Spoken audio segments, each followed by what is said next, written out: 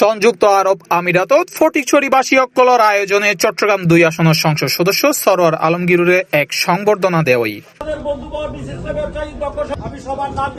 August 23 তারিখ রবিবার দুবাইয়ের এক বিলাসবহুল ক্রুজত অনুষ্ঠিত এই আয়োজনত ফটিকছড়ি ও চট্টগ্রামের বিপুল সংখ্যক প্রবাসী অংশ লয়।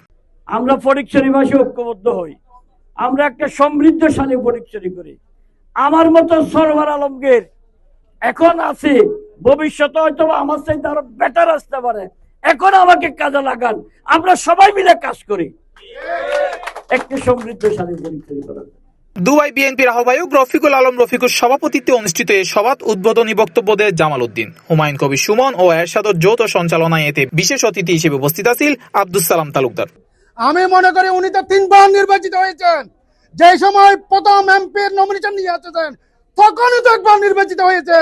অনেকে এইটার বিরুদ্ধে করেছিল, অনেকে হাজার মানুষ বিরুদ্ধে করার সাথে উনি যে সময় নমিনেশন পেয়েছিল তখনও একবার বিজয়ী হয়েছিল।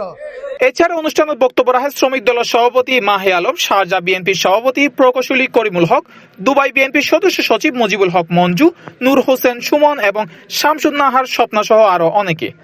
আজকের সম্বর্ধনা অনুষ্ঠানে সমাজের বন্ধ এই সমাজকে করে দেওয়ার জন্য আপনি কাজ করবেন, এটাই হচ্ছে আমাদের দাবি। আলহামদুলিল্লাহ আমাদের বাদী সদস্য হিসেবে আমরা আবার আমাদের দোয়াটা কবুল করেছেন।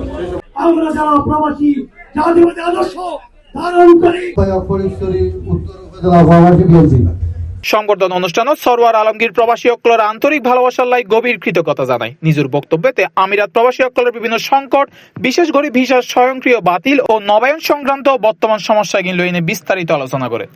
আমি প্রবাসীদের এই বিষয় নিয়েই আমি আরিফুল হক চৌধুরীর কাছে গিয়েছিলাম, আপনারা সেটা দেখেছেন। আরিফুল হক চৌধুরী বলেছেন আমরা কাজ করতেছি, অধৈর্য হইয়েন না। আমিরাতে প্রথম আপনার চট্টগ্রামের লোক, দ্বিতীয় হলো আমার সিলেটের লোক, আর আরব আমিরাতের বিএনপি সভাপতি আমার সিলেটের। আপনাকে এত টেনশন করতেছেন কেন? আয়োজনে অংশ লন প্রবাসী অক্কল তারা নানা ভোগান্তি ও দাবির হতাশ সংসদ সদস্যের সামনে তুলে ধরে। একই ওয়ারা তারা ফটিকছড়ির সার্বিক উন্নয়ন ও এবং প্রবাসী অক্কলের স্বার্থ রক্ষায় জোরালো ভূমিকা রাখিবের আহ্বান জানায়।